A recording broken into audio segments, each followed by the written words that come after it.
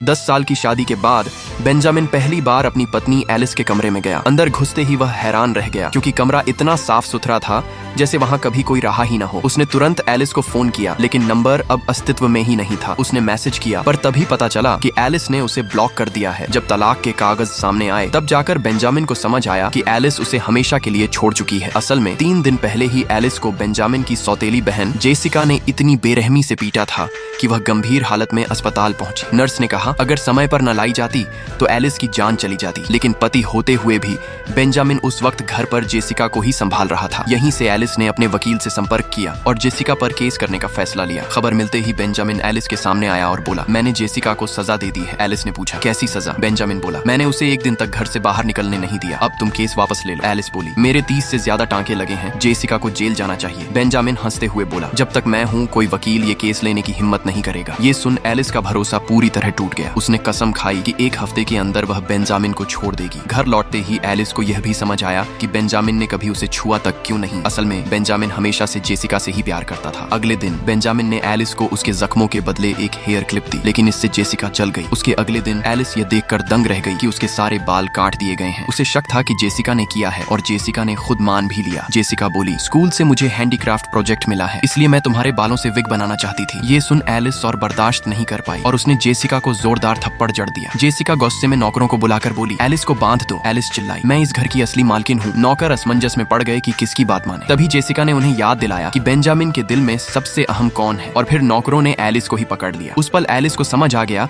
कि सबको हमेशा से पता था, बेंजामिन के दिल में उसके लिए कभी कोई जगह ही नहीं थी। इसके बाद जेसिका ने एलिस की बेरहमी से पिटाई कर दी। जब बेंजामिन को यह खबर मिली तो उसने एलिस से माफी मांगी और कहा, मैंने जेसिका को फिर सजा दी है। एलिस ने पूछा, कैसी सजा? बेंजामिन ने एक बालों की लट निकाल कर कहा, मैंने उसके बाल काट दिए हैं। एलिस ने ताना मारा, तो मेरी पिटाई का क्या? बेंजामिन बोला, उसका हाथ पहले ही सूज गया है, इसलिए अब और सजा देने की जरूरत नहीं। एलिस गुस्से से हंस पड़ी और बोली, बाहर निकलो यहाँ से। तभी स्टाफ ने आकर एलिस को बताया कि उसका वीजा मंजूर हो गया है। कहानी यहीं खत्म नहीं होती। क्या एलिस सच में बेंजामिन को छोड़ पाएगी या जेसिका की चालें उसे फिर फंसा देंगी? और क्या बेंजामिन कभी एलिस का साथ देगा? इन सवालों का जवाब मिलेगा पार्ट 2 में, तो चैनल को सब्सक्राइब कर लो। और हाँ, अगर आपको भी लगता है कि बेंजामिन के दिल में उसके लिए कोई जगह ही नहीं थी तो इसे कमेंट में जरूर लिखो।